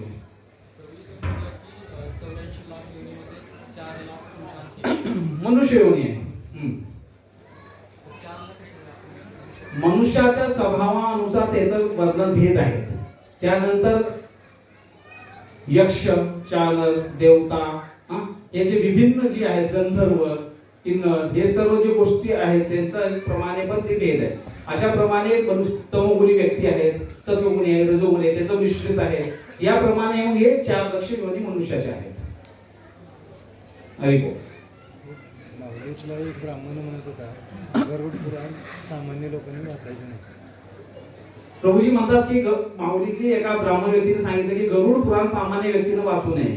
बरोबर आहे, सत्य आहे. ते मागचं सत्य कारण काय आहे? जो व्यक्ती गरुड पुराण वाचतो त्याला भोग घेण्याची वृत्ती संपून जाते, संसार करू शकत नाही तो, त्याला भीती वाटेल काय होणार आहे, तो अध्यात्माकडे वळेल आणि सर्व काय सोडून देईल. आणि म्हणून असं सांगितलं जातं की गरुड पुराण वाचू नका, गंगेला अर्पण करा. का? पिते दूध डोळे मिटून, हा फॉर्म्युला लक्षात ठेवा. कारण की दूध प्यायचे पण कसं डोळे बंद करून प्यायचे. मला जे माझ्यासाठी चांगलं आहे ते स्वीकार करणार, जे मला पटत नाही ते बाजूला. अर्थ कुपुण्य आहे. शास्त्रांची निर्मिती कशासाठी केली? सर्वांना वाचण्यासाठीच केली ना. शास्त्र निर्मिती तर गुणांप्रमाणे आहे म्हणून तर सांगितलेलं आहे, वाचण्यासाठी. वाचण्यासाठी. आणखी कुणाचा काय प्रश्न?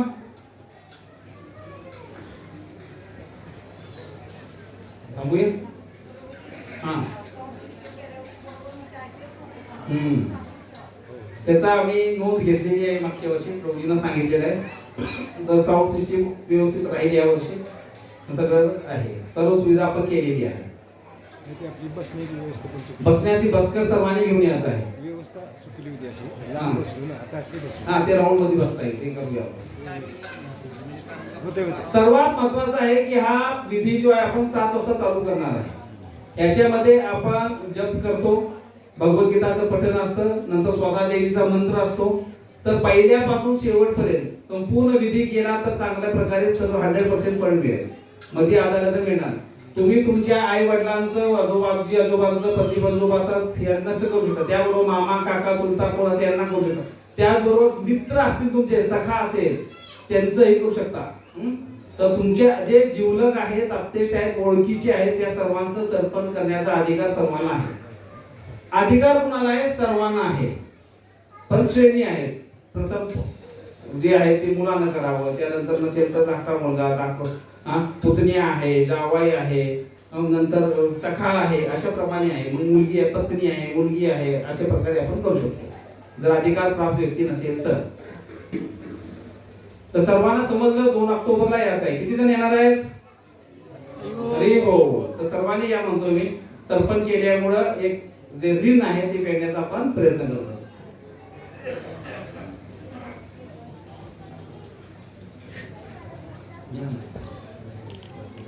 श्री कृपा की